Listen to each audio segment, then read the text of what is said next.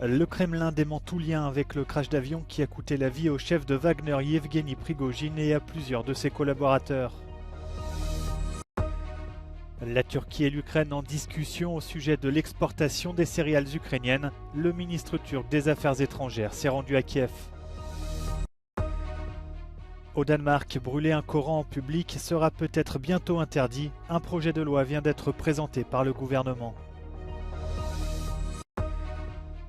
Le directeur du British Museum Ardvik Fisher démissionne après un scandale de disparition de plusieurs pièces du musée.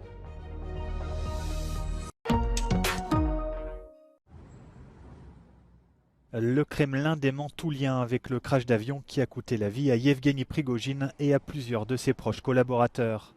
Depuis mercredi soir, de nombreux dirigeants occidentaux accusent Moscou d'avoir orchestré l'élimination du chef de Wagner après sa rébellion avortée il y a 2 mois. Сейчас, естественно, вокруг этой авиакатастрофы и вокруг трагической гибели пассажиров самолета, в том числе Евгения Пригожина, очень много спекуляций. Конечно же, на Западе все эти спекуляции подаются с известного угла.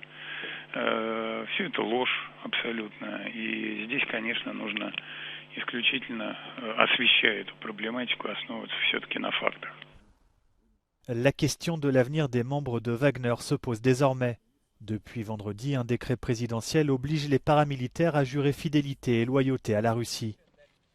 Le président bélarusse Alexandre Loukachenko espère lui garder sur son territoire les membres de la milice.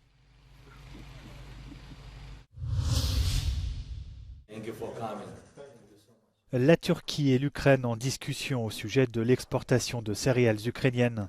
Le ministre turc des Affaires étrangères a été reçu à Kiev par Volodymyr Zelensky, alors que la Russie a refusé au mois de juin de prolonger l'accord. Şu anda tahıl ihracatı için alternatif yollar arandığını biliyoruz. Ancak bu yolların orijinal girişime alternatif olamayacağını ve riskler barındırdığını da görüyorum. Le président ukrainien a mis en avant la collaboration de son pays avec la Turquie à l'issue de l'échange. Говорили про формулу миру та підготовку глобального саміту миру. Про ситуацію, яка склалася через підлі російські удари по зерновому експорту в Чорноморському регіоні. Очевидно, що це удари по глобальній безпеці. І разом з Туреччиною ми можемо крок за кроком безпеку повертати, що вже неодноразово доводили.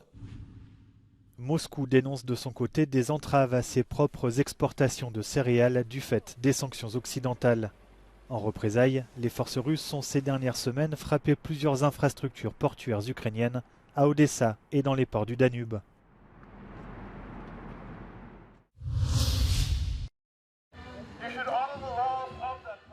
Il ne sera peut-être bientôt plus possible de brûler un Coran au Danemark sans être sanctionné. Un projet de loi interdisant la profanation d'objets religieux vient d'être présenté par le gouvernement. Meningsløse forhåndelser, som ikke har andet formål end at skabe splid og had.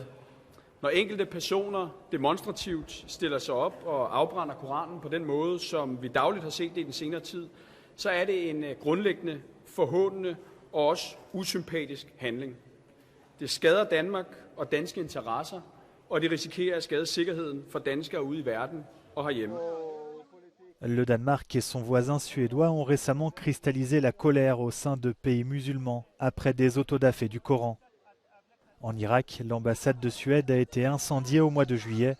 2 jours après, des manifestants se sont dirigés vers l'ambassade danoise avant d'être repoussés par les forces de sécurité irakiennes.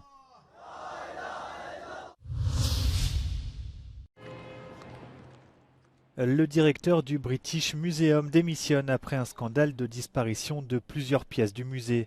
Malgré des alertes lancées dès 2021, l'historien de l'art allemand Ardvik Fisher, premier non-britannique à la tête de l'institution, n'est pas parvenu à résoudre le problème. Au total, près de 2000 objets auraient disparu, parmi lesquels des bijoux en or, des pierres semi-précieuses ou de la verrerie ancienne. Certaines pièces ont été retrouvées en vente sur Internet. La police de Londres a lancé une enquête.